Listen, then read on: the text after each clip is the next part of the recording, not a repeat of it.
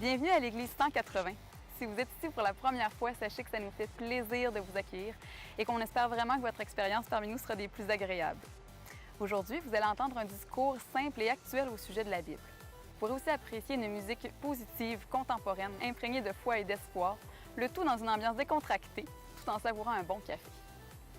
Les dimanches matins, nous offrons aussi un service à l'enfance afin que vos enfants aient du plaisir, soient en sécurité et que vous ayez l'esprit tranquille tout au long de l'événement.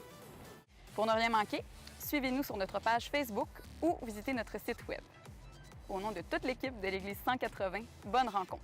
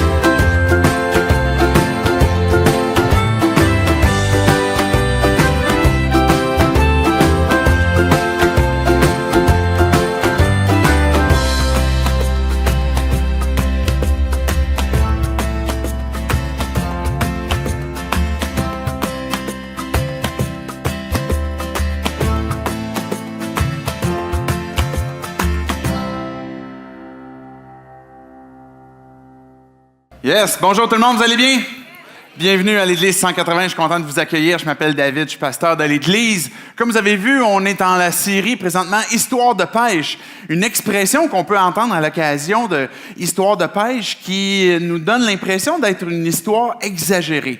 Cette série est basée sur des récits de la Bible que peut-être vous avez déjà lus, peut-être vous avez déjà entendus, et qui vous donnent l'impression d'être un peu exagérés. L'objectif de la série, on l'avait déjà dit, n'est pas tant de chercher à convaincre et d'apporter des éléments de l'apologie pour démontrer comment ces récits-là ont pu réellement se produire, mais plutôt d'apporter finalement qu'on a un Dieu qui est incroyable, qui est derrière ces histoires-là, qui a fait ces récits tout à fait incroyable. Donc, j'espère que ça ne va pas trop vous donner mal au cœur ce matin. J'ai essayé d'avoir une chemise thématique avec notre série un peu plus estivale, avec ma chemise hawaïenne qui peut-être vous inspire justement à la pêche et d'aller à la pêche. Bref, je me souviens, pendant que je préparais ce discours qu'on va entendre ce matin sur une histoire particulière, à un moment où j'étais moi-même à la pêche quand j'étais plus jeune. Et puis, je me souviens d'être sur le bord d'un lac et d'avoir un homme qui était à côté de moi, qui était en train de pêcher lui aussi. Puis, il avait beaucoup plus de succès que moi pour attraper les poissons. On était à la pêche à la truite et puis je voyais que régulièrement, il lançait sa ligne et puis il tirait, il ramenait des truites régulièrement. Et puis moi, ça ne fonctionnait pas du tout. Alors, j'ai demandé c'était quoi sa technique, comment est-ce qu'il s'y prenait. Et il m'a montré à ce moment-là une technique de pêche qui était extrêmement importante pour le contexte dans lequel j'étais, qui était d'être particulièrement prêt et de ressentir vraiment quand le poisson va venir toucher l'hameçon. Je pêchais avec une petite bouée et il disait, dès que tu sens que le fil il bouge un petit peu, il faut que tu tires immédiatement. Puis pour t'aider à ça, tu prends ton fil dans ta main et tu fais juste le tenir avec tes doigts. Puis dès que tu sens que ça tire un petit peu sur tes doigts, mais là, tu donnes un coup. Et effectivement, par la suite, j'ai pu voir que c'était un truc qui fonctionnait. Et que ce truc-là de pêche, mais s'applique à peu près à n'importe quelle pêche de poisson, où dès que ça mord, finalement, il faut s'assurer de donner un coup rapidement pour attraper le poisson. Dans cette technique de pêche-là, il y a une application il y a une vérité qui peut s'appliquer encore aujourd'hui à nos propres vies dans le domaine spirituel, qui finalement, c'est d'être prêt. D'être prêt quand avec ce que Dieu peut faire dans nos vies, ce que Dieu veut faire dans nos vies, mais prêt aussi avec ce qui s'en vient, avec le plan de Dieu qui est établi, qu'on appelle en décret, ou ce que Dieu a décrété, ou ce que Dieu a décidé de ce qui allait arriver, de ce qui allait se passer, mais pour qu'on puisse être prêt, un peu comme quelqu'un qui est à la pêche puis qui ne veut pas rien manquer de ce qui s'en vient. Et le récit que je vais vous conter ce matin, c'est l'histoire d'un gars qui...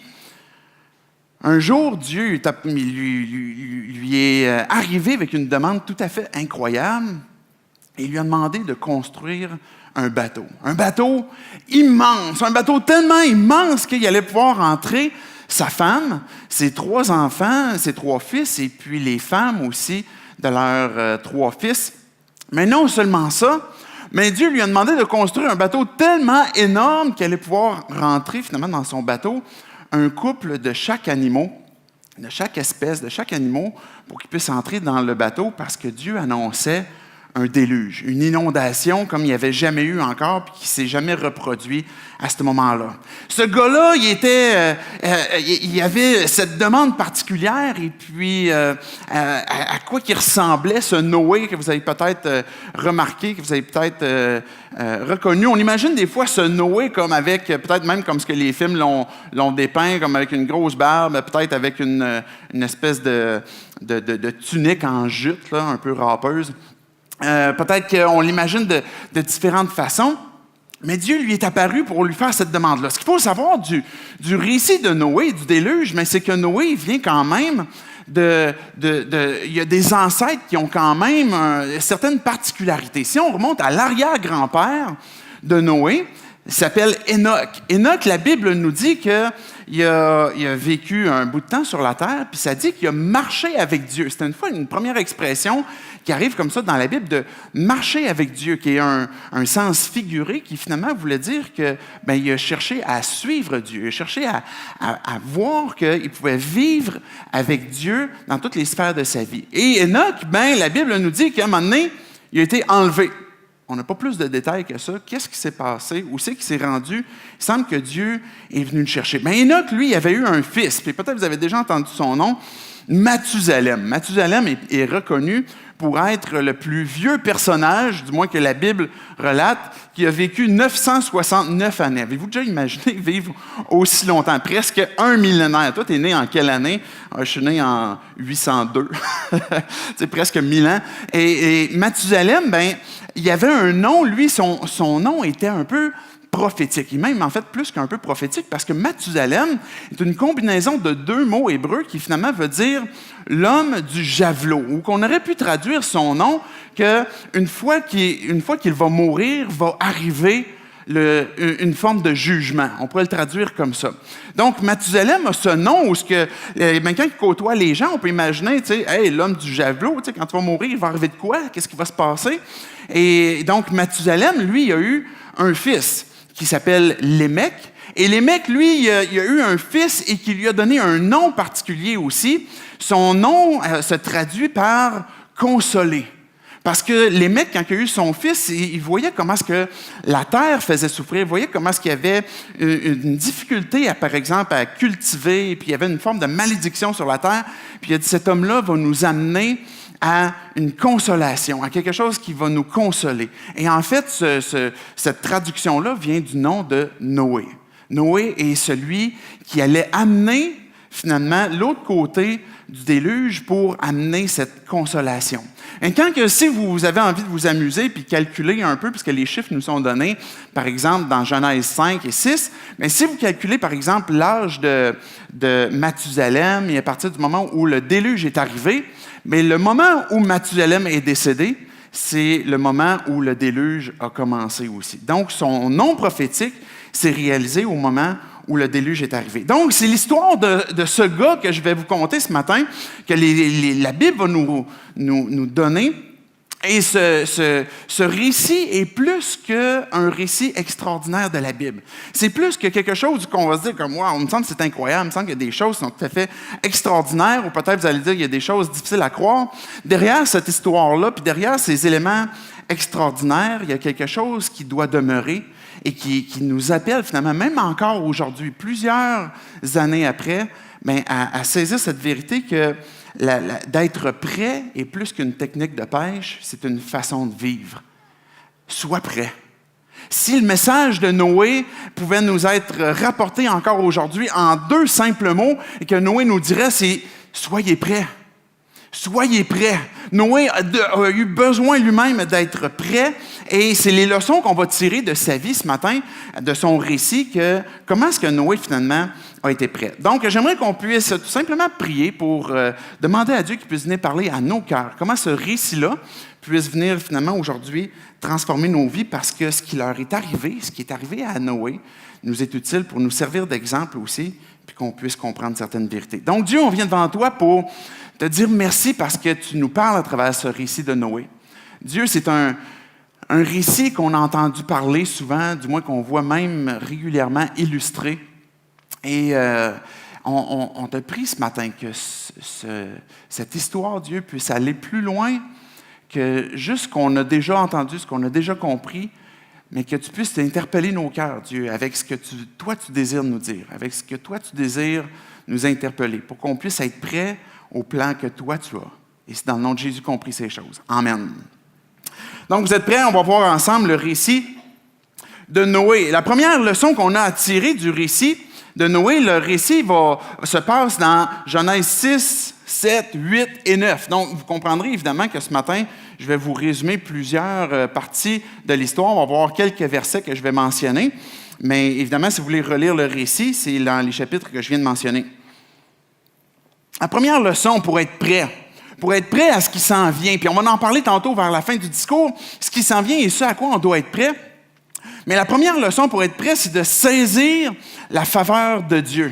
Saisir cette faveur-là que Dieu nous offre. À un moment donné, assez récemment, j'ai eu l'opportunité d'avoir une amie qui voulait m'aider à nager en eau libre. Je vous ai déjà parlé il y a quelques mois que j'essayais de diversifier un peu des activités. Je me suis mis à la natation, puis je nage aussi bien qu'une roche. De loin, c'est pas une histoire de pêche que je vous conte.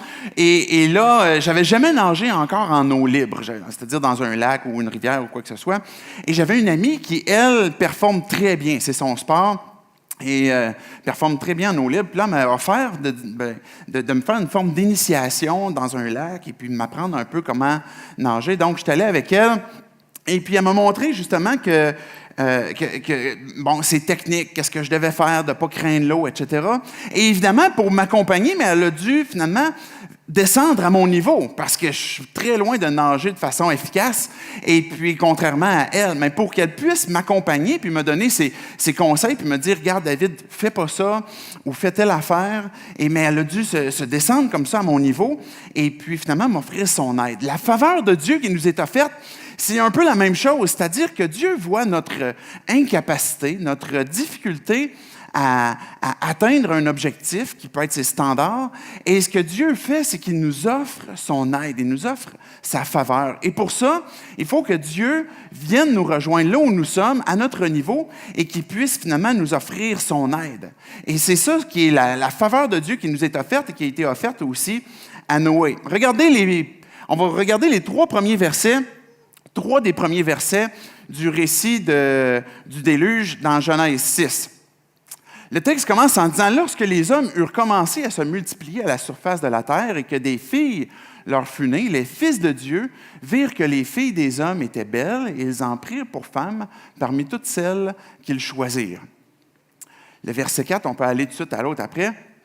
« Il y avait des géants sur la terre à cette époque-là. Ce fut aussi le cas après que les fils de Dieu se furent unis aux filles des hommes et qu'elles leur eurent donné des enfants. » C'étaient les célèbres héros de l'Antiquité. Je ne sais pas si vous avez déjà lu ce texte-là, ces quelques versets-là, Mais ça paraît un peu invraisemblable, justement un peu extraordinaire. Ce que la Bible est en train de nous dire, c'est qu'au moment où le déluge est arrivé, avant que le déluge arrive, il y avait une circonstance de corruption sur la terre. Et il semble que ce que la Bible nous dit, c'est que les fils de Dieu, quand on regarde, par exemple, comment est-ce que c'est appliqué dans d'autres textes de la Bible, on voit que les fils de Dieu, c'est souvent attribué justement à des anges. Les anges sont, juste pour démystifier un peu c'est quoi, parce que des fois, on a dans notre jargon populaire, finalement, mettons qu'une personne qui meurt, un enfant qui meurt devient un ange, ou peu importe, on a différents concepts de ce que c'est des anges. Des anges sont des créatures qui sont différentes du genre humain. C'est des esprits qui sont au service de Dieu en faveur de ceux qui doivent hériter le salut. Maintenant, il y a une portion des anges que Dieu a créés, les anges ne se multiplient pas, Dieu les a tous créés, et il y a une proportion de ces anges-là qui ont dit à Dieu, mais nous, Dieu, on fait notre vie indépendante de toi, on quitte le ciel, on ne veut plus rien savoir de toi, puis on décide même en fait de te faire obstacle et puis de contrer tes plans. Donc, ces anges-là qui ont décidé de fuir Dieu, la Bible les appelle les démons, c'est des anges déchus. Donc, il semble que la Bible mentionne que les anges ont vu ces démons-là, ces anges déchus, ont vu les filles des hommes, ils les ont trouvées belles, sont allés vers elles, se sont même multipliés avec eux, et puis finalement, ça a donné ce que le texte nous dit dans le verset 4, des géants, les héros qui furent fameux dans l'Antiquité. Sans trop élaborer sur cet élément-là, ce texte-là est en train de nous communiquer finalement qu'est-ce qui a contribué à alimenter la corruption sur la terre. Les démons, l'ennemi de Dieu et Satan, finalement, qui est à sa tête de ce clan ennemi, cherche à détruire le plan de Dieu. Et puis pour détruire le plan de Dieu, il s'y prend aussi à ce que Dieu aime le plus, c'est-à-dire l'humanité, ce dans quoi il a le plus investi. Donc, regardez 2 Pierre, je vous ai apporté un court texte qui nous parle du déluge, puis qui parle aussi de comment est-ce que Dieu a traité ces anges-là aussi. 2 Pierre 2, 4 à 5, pour montrer en même temps que ces choses-là ne se reproduisent plus. En effet, Dieu n'a pas épargné les anges qui ont péché, mais il les a précipités et enchaînés dans l'abîme. Le mot « abîme », c'est la seule fois qui est mentionné ici dans la Bible, et puis c'est pour parler d'un lieu comme ultra profond. Là où règnent les ténèbres pour qu'ils y soient gardés en vue du jugement. Il n'a pas épargné non plus l'ancien monde. Ce texte-là place les deux côte à côte. On parle des anges qui ont péché et tout de suite, on parle de l'ancien monde qui, bien qu'il ait sauvé 8 personnes, dont Noé, ce prédicateur de la justice, lorsqu'il a fait venir le déluge sur un monde impie. Ce qu'on est en train de voir dans cette première leçon-là, c'est que Dieu nous a offert sa faveur. Dieu a offert sa faveur à Noé. Et puis, il était dans un contexte où il y avait de la corruption. Le texte est en train de nous dire que même Noé était ce prédicateur de la justice lorsqu'il a fait venir le déluge sur un monde impie. C'était une époque où il y avait aussi de l'endurcissement ou de la méchanceté. C'était une époque où l'humanité disait « Moi, Dieu, je ne veux plus rien savoir de toi.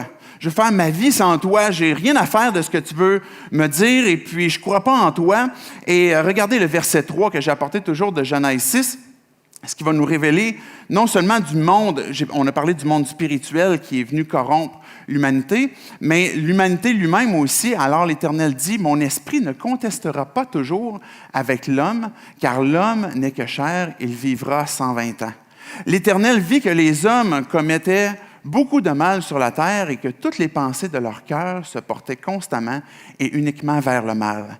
Voici le contexte qui est en train de se produire à l'époque de Noé. Une population qui, leur cœur est continuellement porté vers le désir de faire le mal.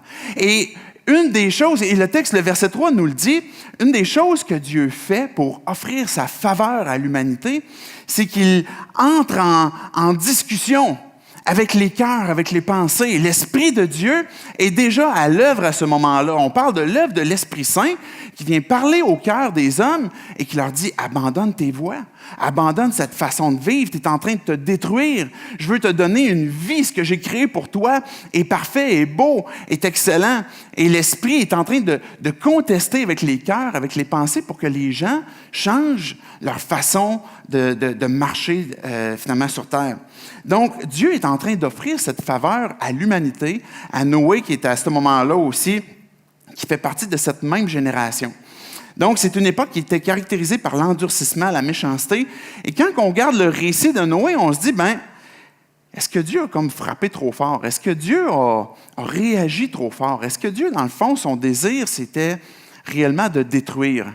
Et je vous apporte un autre texte. J'ai beaucoup de textes pour commencer, du moins pour mettre la table. Mais Ézéchiel 18, 23 répond à cette question-là. « Pensez-vous que je prenne le moindre plaisir à voir mourir le méchant? » demande le Seigneur l'Éternel. « Mon désir n'est-il pas plutôt qu'il abandonne sa mauvaise conduite et qu'il vive? » Le désir que Dieu avait pour les contemporains de Noé, puis Noé lui-même, c'était pas de les détruire. C'était la raison pour laquelle l'Esprit de Dieu contestait puis cherchait à les convaincre. L'objectif de Dieu n'est jamais de détruire. L'objectif de Dieu est toujours de bâtir, de construire, d'avancer.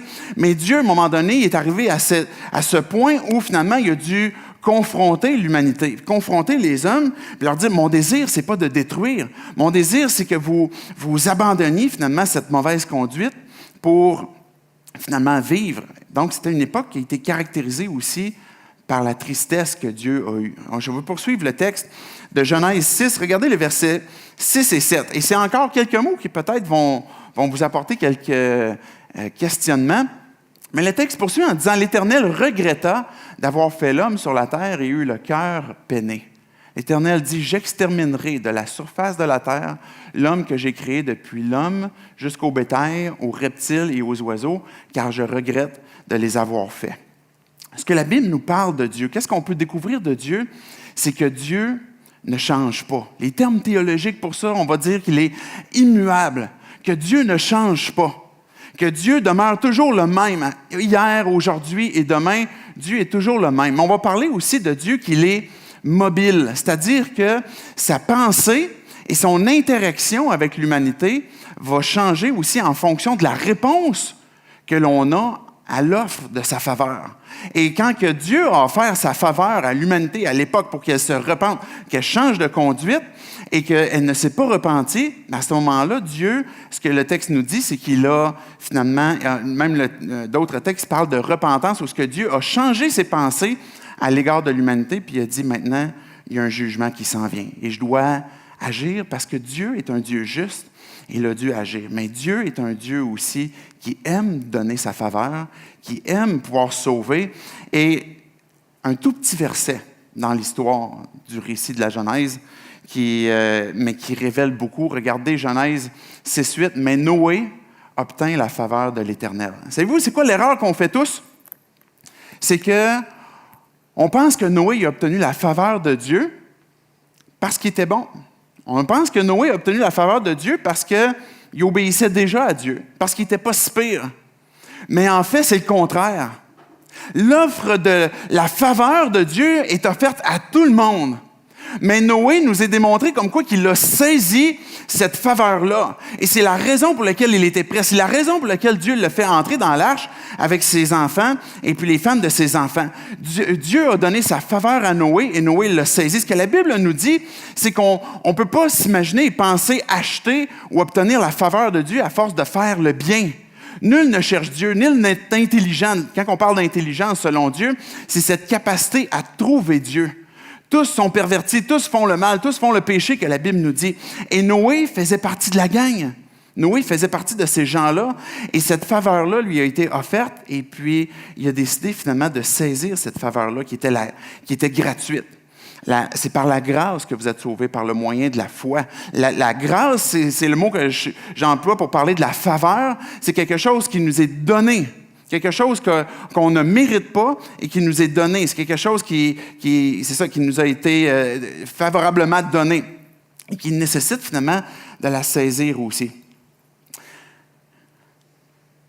Cette première leçon que Noé nous apprend, à saisir la faveur de Dieu, saisir la grâce de Dieu, est extrêmement importante pour qu'on puisse être prêt. Parce que quand on saisit la grâce de Dieu, quand on saisit la faveur de Dieu, quand on comprend que Dieu s'est penché vers nous puis nous a tendu la main, mais tout au long de notre parcours avec Dieu, tout au long de notre marche avec Dieu, si on a saisi cette faveur-là, cette grâce-là, cette faveur-là va nous rappeler que c'est Dieu le premier qui est intervenu en nous. C'est Dieu qui est intervenu pour nous sortir de là. C'est Dieu qui va nous aider à passer au travers certaines difficultés. C'est Dieu qui va nous aider à persévérer quand ça va être plus pénible, quand ça va être plus difficile. Elle va nous rappeler que c'est à cause de Dieu, que c'est pour Dieu, que j'y suis pour rien, et puis que toute gloire, finalement, lui appartient. Elle va me rappeler dans les temps de victoire que c'est à cause de lui. Elle va me rappeler en temps d'épreuve que c'est par lui. Elle va me rappeler en temps d'échec que c'est en lui que je vais pouvoir passer au travers aussi. Juste avant qu'on passe à la deuxième leçon, je veux juste vous apporter un court texte du Nouveau Testament de Tite 2, qui parle justement de cette faveur de Dieu-là et qui s'adresse à nous aujourd'hui, dans cette même leçon, à saisir la grâce de Dieu. En effet, la grâce de Dieu, source de salut pour tous les hommes. Et ça, c'est une phrase tellement importante. Source de salut pour tous les hommes. Que même si tu es croyant encore aujourd'hui, la grâce de Dieu, elle est nécessaire. La faveur de Dieu, elle est nécessaire tout au long du parcours que l'on a avec Dieu. Elle a été révélée. Elle nous enseigne à renoncer. La Bible va toujours parler de deux choses. Je commente au fur et à mesure que je lis. Mais la Bible ne va pas juste nous donner des règles de « fais pas ça, fais pas ça, fais pas ça ». Elle va nous dire, voici ce que tu ne dois pas faire, mais voici ce que tu dois pratiquer aussi. Elle nous enseigne, la faveur de Dieu, la grâce de Dieu nous enseigne à renoncer à un mode de vie impie et aux convoitises de ce monde et à vivre, voici quoi faire, dans le temps présent, conformément à la sagesse, la justice et la piété, en attendant notre bienheureuse espérance, la manifestation de la gloire de notre grand Dieu et Sauveur Jésus-Christ. Et regardez le dernier verset, le verset 14. « Il s'est donné lui-même pour nous, afin de nous racheter de toute faute et de se faire un peuple qui lui appartienne, purifié et zélé pour de belles œuvres. » Voici la faveur qui nous est offerte. Le Fils de Dieu qui s'est donné lui-même pour mourir pour nos péchés, pour se faire un peuple dans lequel il va pouvoir être glorifié, il va pouvoir être purifié puis zélé pour des bonnes œuvres. C'est ce que la faveur de Dieu nous enseigne. Quand on la saisit, elle est salut pour nous. Elle nous enseigne à renoncer, mais aussi à vivre dans un monde dans lequel on est. Et Noé, en saisissant cette faveur-là, il a dû comprendre dans quel monde il vivait et de faire des choix. Ce qui nous emmène aussi à la deuxième leçon, qui est de lâcher prise. On a besoin de lâcher prise. Cette première leçon qui est de saisir la faveur de Dieu d'une part, mais d'une autre part, de lâcher prise. Regardez la suite du texte que je vais lire en ce qui concerne Noé. Le verset 9 dit « Voici l'histoire de Noé. C'était un homme juste et intègre dans sa génération, un homme qui marchait avec Dieu. » Deuxième fois que cette expression-là arrive, comme à l'époque, finalement, de Hénoc. Noé a eu 3 fils, Sem, Cham et Japheth. La terre était corrompue devant Dieu, elle était pleine de violence. Dieu regarda la terre et constata qu'elle était corrompue, car tout le monde avait corrompu sa conduite sur terre. On peut passer à l'autre. Alors Dieu dit à Noé, « La fin de tous les hommes est décidée devant moi, car ils ont rempli la terre de violence. Je vais les détruire avec la terre. Fais-toi un bateau avec des arbres résineux. » Et là, Dieu va poursuivre la description de ce qu'il veut que Noé fasse. J'aimerais vous montrer une petite vidéo qui va illustrer cette idée de lâcher prise. Est-ce que, je ne sais pas si cette petite vidéo est prête?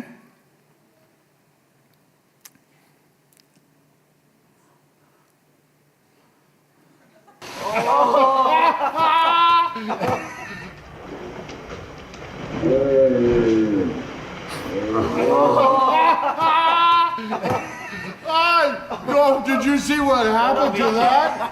He took it out of your hands. Now that is something. That's stealing. That's a crime. Merci. On voit juste ce gars-là qui est tout fier avec sa prise et un lion, comment on appelle ça, un lion de mer qui est arrivé finalement comme par en arrière puis ramasser sa prise et il a perdu sa prise. Lui, il n'a pas eu le choix de lâcher prise et ça l'est fait voler des mains. Cette histoire de pêche qui est frustrante pour tous les amateurs de pêche, c'est celle où on a perdu notre prise, où on a l'impression qu'on avait comme quelque chose qui était au bout de la ligne, qui était gigantesque, on allait avoir des trophées avec ça, qu'on allait avoir plein de photos. Et puis finalement, quand on est sur le point où on est plus excité, finalement, pouf, on a l'impression soit que le câble a lâché, le fil a lâché, le poisson il est parti. On a perdu notre prise. On a cette frustration et cette déception que d'avoir perdu la prise qu'on avait. Mais ce qui est différent d'avec Noé, cette prise, c'est que c'est de lui-même qu'il a dû lâcher une prise qu'il avait, de lâcher quelque chose auquel il tenait. Et ça ne l'est pas fait voler des mains, il ne s'est pas fait forcer, mais il l'a lui-même abandonné et il a dû finalement faire confiance à Dieu pour ce qui s'en vient. À un moment donné, Jésus, pendant qu'il était sur terre, il a commenté l'histoire de Noé.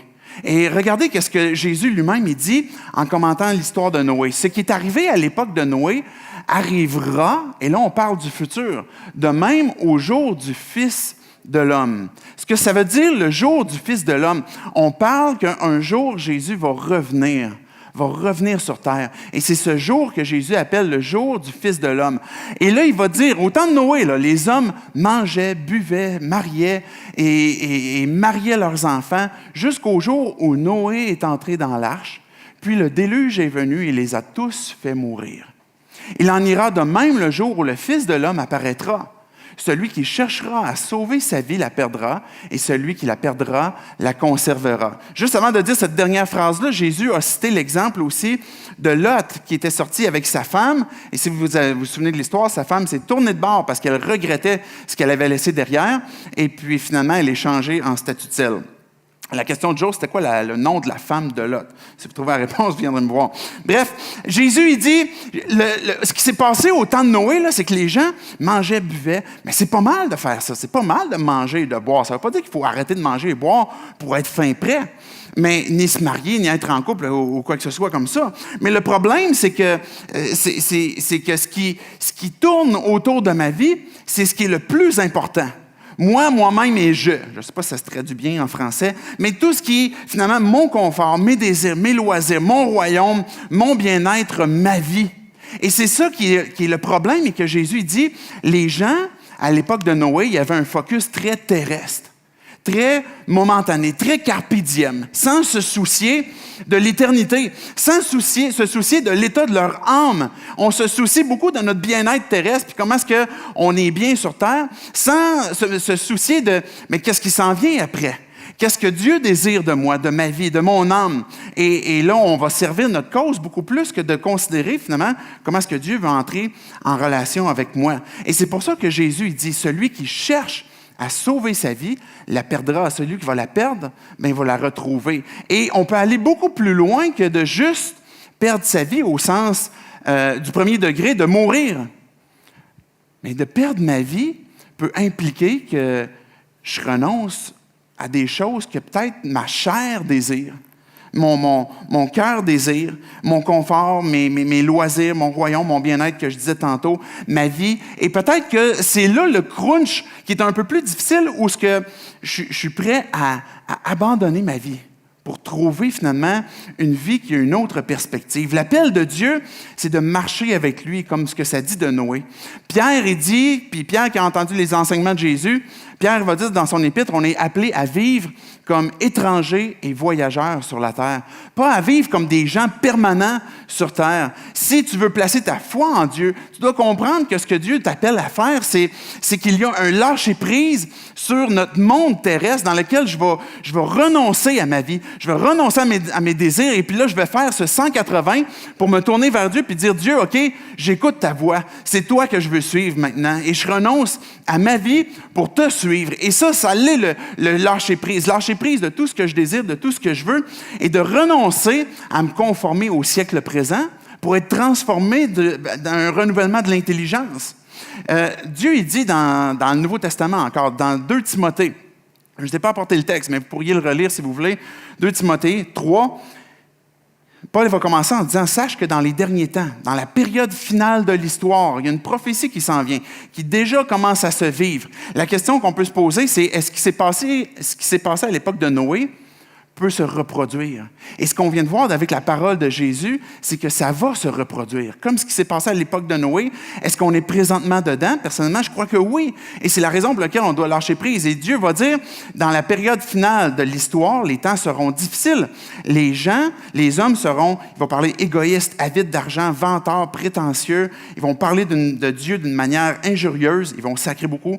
N'auront plus d'égard pour leurs parents, seront ingrats, dépourvus de respect pour ce qui est sacré, sans cœur, sans pitié, calomniateurs, incapables de se maîtriser, cruels, ennemis du bien, emportés par leur passion et enflés d'orgueil. On est en train de décrire, Dieu est en train de décrire la génération vers laquelle ça s'en va, au moment avant qu'ils reviennent. Et c'est à ça qu'on doit être prêt.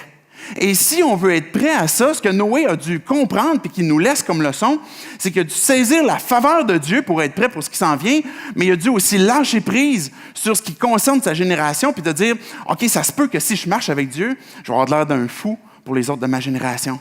Parce que ça se peut que je vais devoir renoncer à des façons de vivre comme ce qu'eux veulent le vivre. Et que je vais devoir, et quand on regarde ce texte de 2 Timothée, puis la génération à l'époque de Noé, ce qui les caractérise, c'est la violence. Jésus a annoncé que la violence ou la froideur, la dureté, l'irrespect, et Jésus a dit que dans les derniers temps, dans Matthieu 24, quand Jésus prophétise ce qui s'en vient, et ce qui se produit déjà, il va dire, parce que le mal ne cessera de croître, l'amour du plus grand nombre se refroidira. L'amour du plus grand nombre va se refroidir, ça veut dire qu'il va y avoir de moins en moins d'amour. Le mal va grandir et l'amour va se refroidir. Et quel est le premier commandement que Dieu nous rappelle? Aime Dieu, aime ton prochain.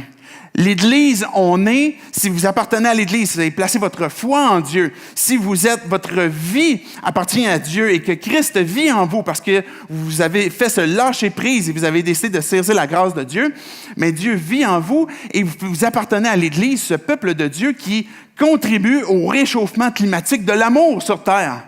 Contrairement à ce qui peut tranquillement s'en aller vers un refroidissement de l'amour du plus grand nombre. Et Jésus disait, ce qui va vous caractériser, ce qui a caractérisé Noé à l'époque où il a construit son arche, c'est pas tant qu'il faisait une construction bizarre pour les gens qui étaient là. C'est pas tant qu'il avait une grosse barbe et une robe en jute. C'est pas ça qui faisait qu'il était différent des autres. Ce qui faisait qu'il était différent des autres, c'est qu'il marchait avec Dieu. Et que la paix, la justice, la sainteté, l'amour, tout ce qui appartient à Dieu, Noé voulait le vivre, il voulait le suivre. Ça se peut qu'il ne le faisait pas parfaitement. Et certainement qu'il ne le faisait pas parfaitement, mais c'est ça qui le caractérisait. Et Jésus, il dit ce qui va vous différencier. J'ai déjà entendu des fois des chrétiens qui disaient, faut que, si tu as placé ta foi en Dieu, il faut que tu sois différent. Et pour être différent, même, tu ne devrais pas t'habiller de telle façon, tu ne devrais pas aller là, tu ne devrais pas dire ces choses-là, tu ne devrais pas être peigné comme ça, tu ne devrais pas porter ces vêtements-là. Et c'est pas ça que Jésus a dit. Ce que Jésus a dit, c'est les gens vont vous reconnaître. À quoi?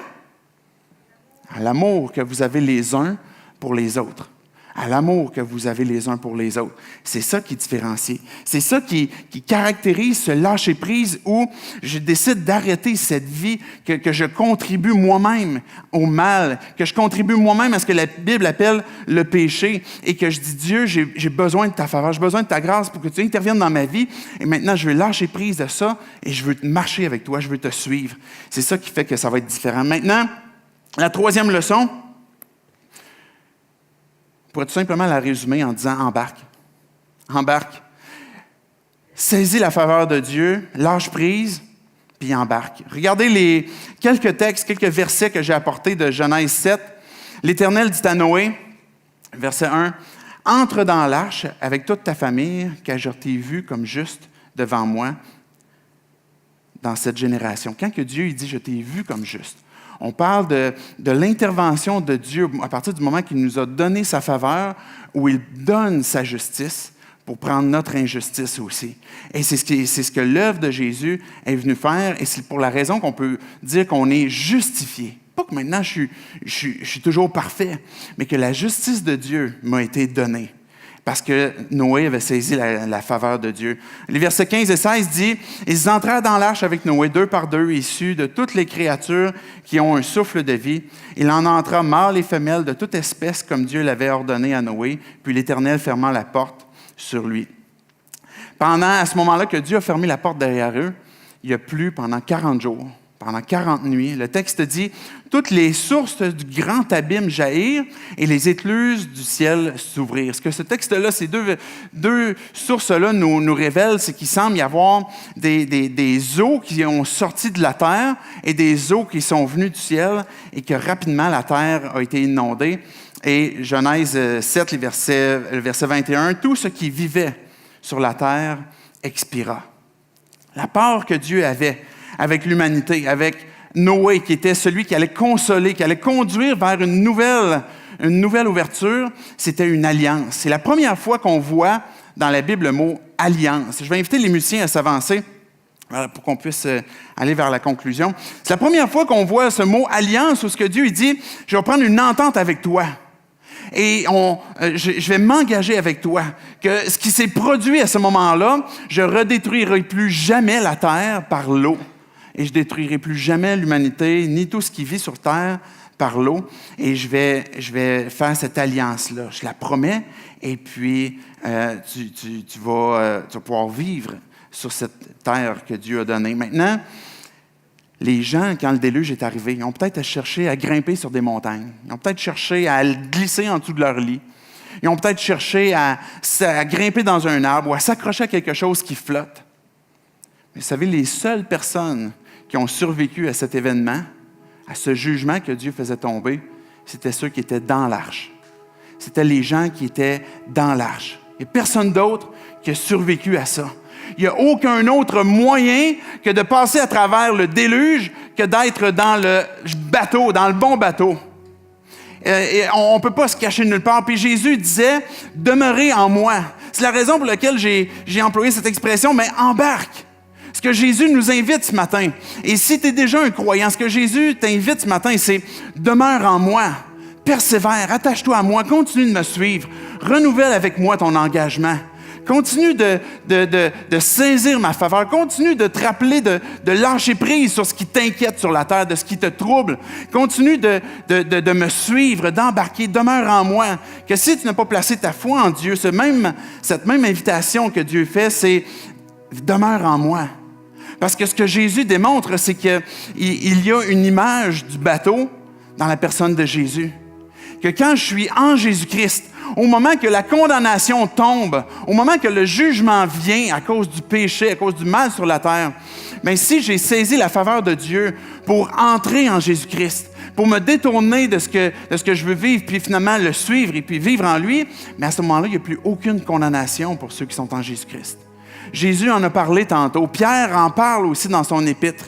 Et vous pourriez lire 2 Pierre 3. Et Pierre va dire, il y a des gens qui se moquent de vous. Si vous croyez à l'histoire de Noé, il y a des gens qui se moquent de vous. Puis il y a des gens qui se moquent que vous croyez en Dieu.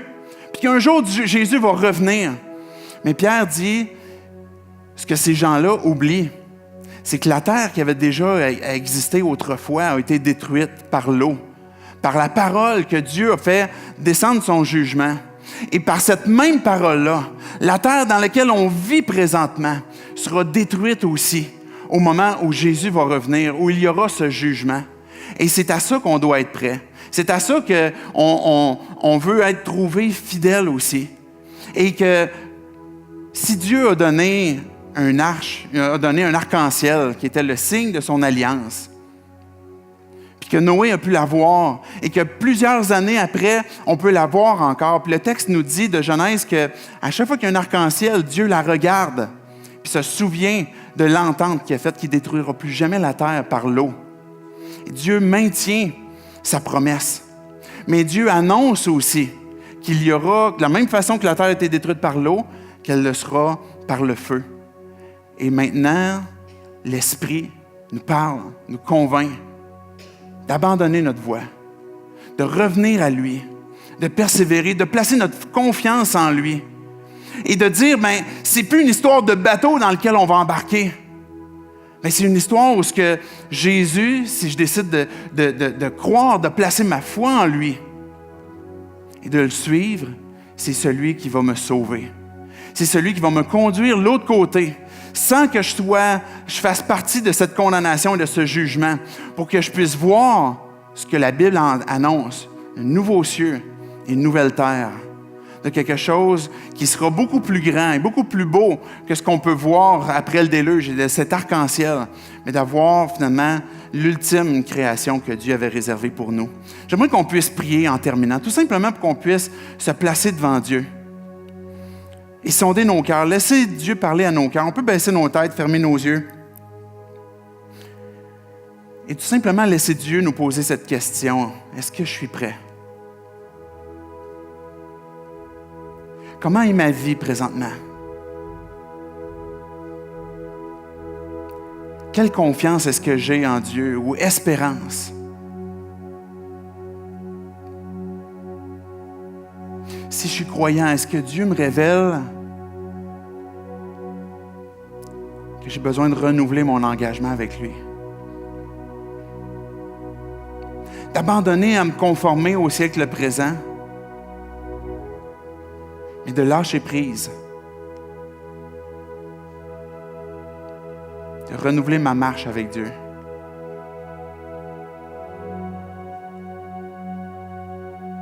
Est-ce que Dieu t'appelle à renouveler cette saisie que tu peux faire de sa faveur?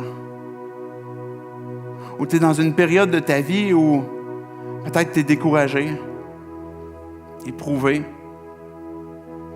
refroidi, peut-être tu as envie d'abandonner.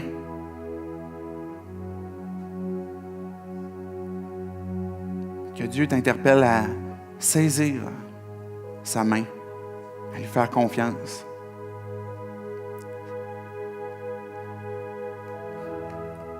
Si tu n'as jamais placé ta foi en Dieu, qu'est-ce que Dieu te dit ce matin?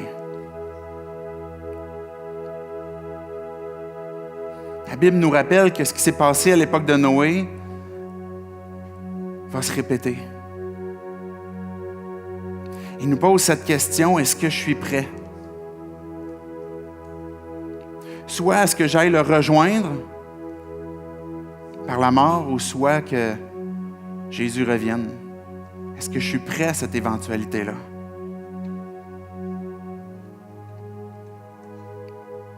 Et pour être prêt, tu pourrais tout simplement dire, Dieu, je veux saisir ces leçons de la vie de Noé. Parce que je crois que c'est des leçons qui s'appliquent encore aujourd'hui. Et puis Dieu, je veux saisir cette faveur que tu m'offres. Pas parce que je la mérite, pas parce que je peux l'acheter, pas parce que je suis une bonne personne, mais parce que tu décides de me l'offrir. Et Dieu, je décide de placer ma foi, ma confiance en toi. Je ne sais pas comment tout ce que mes prochaines journées vont se dérouler. Je ne sais pas comment est-ce que toutes mes circonstances de vie vont se régler. Mais Dieu, à chaque jour, je veux placer ma confiance en toi. Dieu, je veux lâcher prise sur le contrôle que j'ai de ma propre vie. Le mal que je fais, Dieu, je veux te demander pardon. Parce que, Père, tu m'as donné ton Fils Jésus-Christ pour mourir à la croix, pour nous offrir le pardon des péchés. Et Dieu, je veux être placé en toi, en ton Fils. Fais de moi un nouvel enfant. Fais de moi ton enfant. Dieu, chacun d'entre nous, qu'on soit déjà croyant, qu'on vienne de placer notre foi en toi, on veut te dire merci. Merci parce que tu es un Dieu vivant. Merci parce que tu n'es pas un Dieu qui aime détruire, et tu nous l'as montré dans ta parole. Mais Dieu, tu es juste aussi, et tu es saint, et tu ne laisses pas impuni le mal. Mais tu aimes faire grâce, tu aimes donner ta justice. Sois glorifié ce matin, sois glorifié, Seigneur Jésus, pour ton amour, pour ta vie que tu as donnée, pour ta vie qui transparaît aussi en nous, dans ton Église. Et c'est dans ton nom qu'on prie ces choses. Amen.